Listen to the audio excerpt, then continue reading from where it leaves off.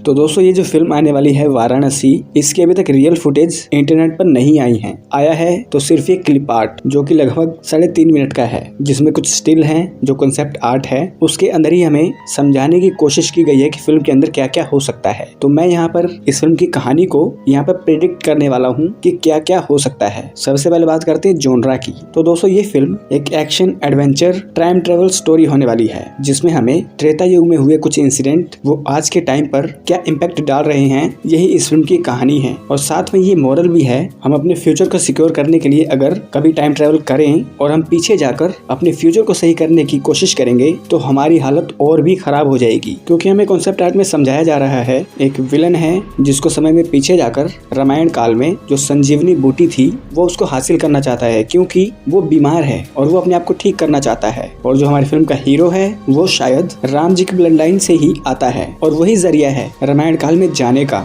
और उसके जरिए ही संजीवनी बूटी को हासिल किया जा सकता है। ये तो हमें कॉन्सेप्ट आर्ट में दिखाया जा रहा है। तो अब थोड़ा सा सीक्वेंस वाइज बात करते हैं कि हमने क्या क्या देखा और हम उससे क्या क्या पता लगा सकते हैं कि मूवी के अंदर क्या हो सकता है। तो चलिए फिर शुरू करते हैं। तो हमें सबसे पहला शॉट दिखाया जाता है वाराणसी का। ईसा मसीह के जन्म के 512 साल बाद एक बहुत बड़ा हवन हो रहा है और उस हवन में से बहुत सारी आग निकलकर स्पेस में चली जाती है और वही आग आसमान में जाकर एक एस्टेरॉयड बन जाता है। अब उस समय में हवन से जो अग्नि प्रकट हुई, जो ज्वाला भड़की, वो आसमान में गई और 2027 में वही आग एस्टेरॉयड बनकर हमारी अर्थ पर वापस आ रही है और वो अंटार्कटिका में आकर गिर रही है। और जो बर्फीली पहाड़े हैं उनके ऊपर कुछ लोग क्लाइंबिंग भी कर रहे हैं, हमें साफ साफ दिखाया जा रहा है। बर्फ के ऊपर जब एस्टेरॉयड गिरता है तो बर्फ की पहाड़ी के नीचे पानी है और उस पानी के अंदर बहुत ही पुराना शिप है जिसे 2 जगह से नष्ट किया गया है। और हो सकता है इस फिल्म के अंदर दूसरे धर्मों का कॉन्सेप्ट भी डाला हो, जैसे कि दूसरे धर्मों के ग्रंथों में लिखा गया है कि जब दुनिया का अंत हो रहा था और नई दुनिया बनाई जा रही थी, उस समय कुछ लोगों को बचाना बहुत जरूरी था। उनको बचाने के लिए एक बहुत बड़ी शिप बनाई गई और उसके अंदर बहुत ज्यादा लोगों को डाला गया, इंसान, पशु,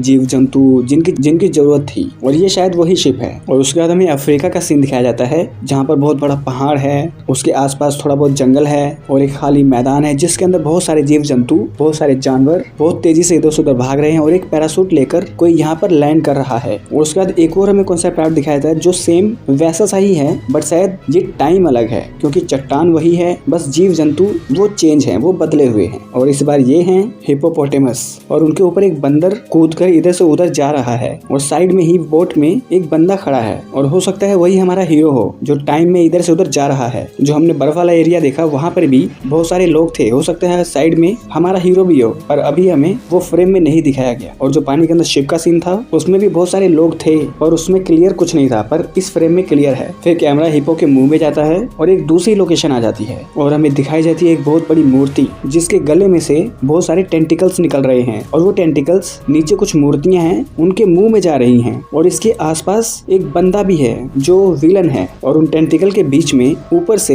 एक लड़की गिर रही है, हो सकता है वो हमारी हीरोइन हो प्रियंका चोपड़ा। और मूर्ति के आसपास जो लोग हैं उनके हाथ में गन्स भी हैं। तो ये जो फ्रेम चेंज हो रहे हैं और जो टाइमलाइंस अलग अलग आ रही हैं और लोग आसपास दिख रहे हैं, इसका एक ही मतलब हो सकता है कि ये लोग टाइम में आगे पीछे जा रहे हैं 2027 से। और इसी फ्रेम को अगर हम ध्यान से देखते हैं तो एक कोने पर हमारा हीरो भी लटका हुआ है और वो शायद वो जो गिर रही है लड़की उसको बचाने की कोशिश कर रहा है। और उसके बाद हमें सीधा रामायण का काल दिखाया जाता है और कैमरा जाता है हनुमान जी के चरणों के पास जहाँ पर चल रहा है रामायण का युद्ध। हमें हनुमान दिखाए जाते हैं और वो राक्षसों को मार रहे हैं और उनकी पूंछ हवा में फ्लोट हो रही है और उनकी पूंछ के ऊपर एक रथ चल रहा है। और वहीं से कैमरा दूसरी ओर फोकस करता है और हमें दिखाया जाता है बहुत सारे वानर हैं और उन्होंने एक के ऊपर चढ़कर एक पिरामिड बना दिया है और उसके ऊपर भगवान राम धनुष लेकर खड़े हैं और उनके सामने है रावण। ये जो कॉन्सेप्ट आर्ट है ये पूरे ग्लिम्स का सबसे बेस्ट सीन है। मतलब ऐसा कभी किसी ने नहीं सोचा कि युद्ध को इस तरीके से भी दिखाया जा सकता है कि हनुमान जी लड़ रहे हैं अपने शरीर को बहुत बढ़ा करके और उनकी पूंछ के ऊपर एक रथ चल रहा है। उस रथ में लक्ष्मण होंगे और राम भी थे। शायद राम वहां से निकलकर वानरों के बीच में गए और वानरों ने वहां पर बहुत बड़ा पिरामिड बना लिया और राम जी उनके ऊपर हैं और वो रावण की नाभि में तीर मारने वाले हैं। तो ये कितना कूल लग रहा है और ये थिएटर में जब देखेंगे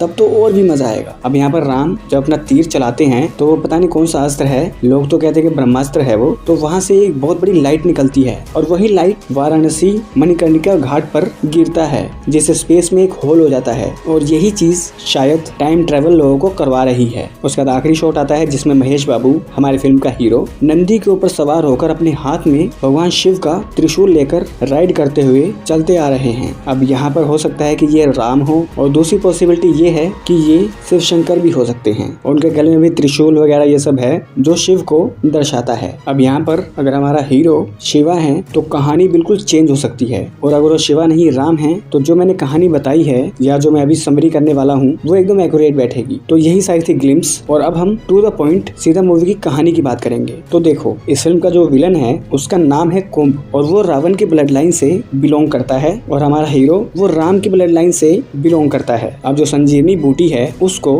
हमारा हीरो गार्ड कर रहा है। अब जो कुंभ है उसे चाहिए संजीवनी बूटी जिससे वो अपने आप को ठीक कर सके, और इसके आसपास ही ये कहानी चलती रहेगी। अब इस फिल्म में शायद हमारे हीरो को ना पता हो कि वो राम जी की ब्लड लाइन से आते हैं, तो वो अनजाने में ही खजाने की खोज में निकला हो और उसे ऐसी चीजें मिल गई जिसके पीछे कुंभ लगा हुआ है, और वो जो राम जी ने त्रेता काल में ब्रह्मास्त्र मारा उसका इम्पैक्ट फ्यूचर में हुआ 2027 में, और इसी वजह से वाराणसी में मणिकर्णिका घाट पर जो पोर्टल बना उसी की वजह से हमारा हीरो और गुंडे के लोग अलग अलग जगह पर अलग अलग टाइम में इधर से उधर जा रहे हैं संजीवनी की तलाश में। और यही इस फिल्म की कहानी है जो अभी डिटेल में नहीं है, ये सिंपल इसको प्लॉट कह सकते हैं, जिसे देखने में मुझे तो काफी मजा आएगा, और कहानी के भी बहुत सारे पार्ट्स इसके अंदर होंगे जो इस फिल्म को बहुत ही इंटरेस्टिंग बना देंगे। विजुअली तो फिल्म काफी अच्छी होगी क्योंकि ये IMAX पर शूट हुई है पूरी फिल्म, तो मैं तो बेसब्री से इंतजार कर रहा हूँ कब ये फिल्म थिएटर में आए और इसे देखकर मैं आप लोगों से इसकी बात करूँ। तो अब इस वीडियो को एंड करते हैं। अगर ये वीडियो अच्छी लगी हो तो इस वीडियो को लाइक कर दें, और हमसे अगर कुछ कहना चाहते हैं तो नीचे कमेंट कर दें, हम हर कमेंट का रिप्लाई करते हैं। तो मिलते हैं आप लोगों से अगली वीडियो में, तब तक के लिए नमस्कार।